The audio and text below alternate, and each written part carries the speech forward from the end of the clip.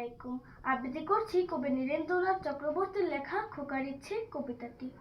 উঠতে বসতে বাবা হাঁকেন, বলবো তোকে কি আর, হতেই হবে তোকে দেশের মস্ত ইঞ্জিনিয়ার। মা তাই শুনে কন, খোকা তুই আমার কথা রাখ, ডাক্তারিতে হয় যেন তোর দেশ জোড়া নাম ডাক।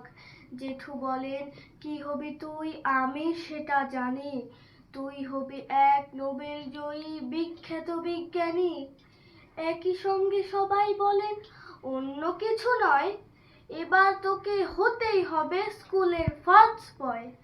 আমার ইচ্ছে ঘুড়ি উড়াই, লাট্টু ঘুরাই, ক্রিকেট খেলি, সাঁতরে করি মস্ত দিঘি পার, কিন্তু সেসব করতে গেলেই সবাই আসেন তেরে।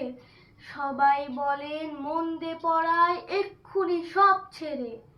কি আর বলবো, এখন আমার অবস্থাটা এই, লেখাপড়ায় দিন কেটে যায়, কিচ্ছু খেলা নেই।